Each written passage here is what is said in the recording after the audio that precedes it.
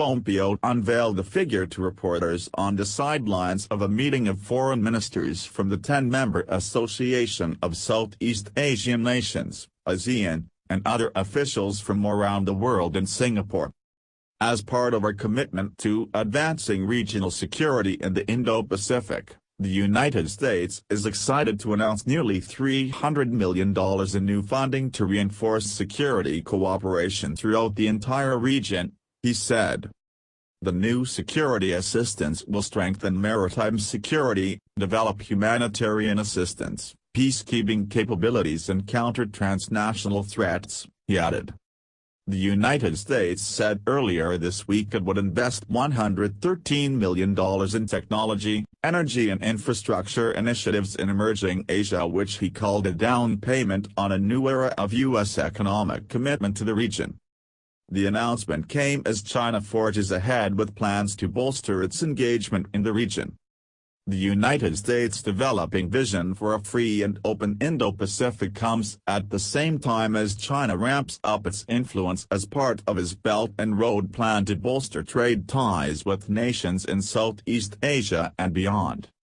Analysts have said that a spiraling trade dispute between Beijing and Washington could also ratchet up tensions over other regional hotspots, such as the South China Sea, claimed in whole by China and in part by some Southeast Asian nations. Vietnam calls the waters the East Sea.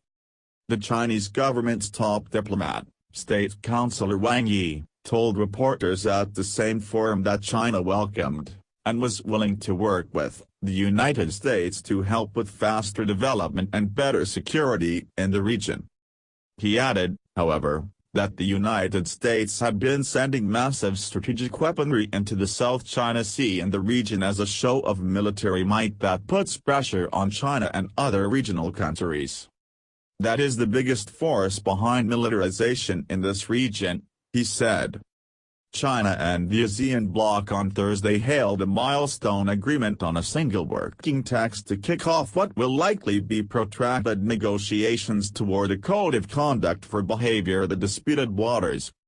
But critics have said that this enthusiasm for talks is a means for China to buy time and solidify its position during a period of relative dominance in the region where it has built island bases on submerged reefs.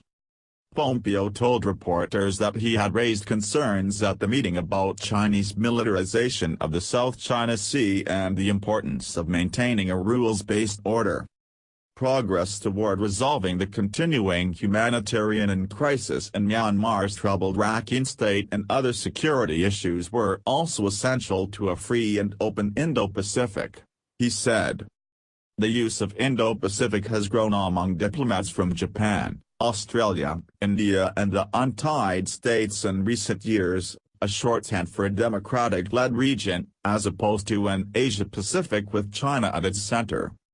China says that its Belt and Road plan is about promoting the common prosperity of all nations involved, but critics see the signature policy of President Xi Jinping as a bid for greater political clout.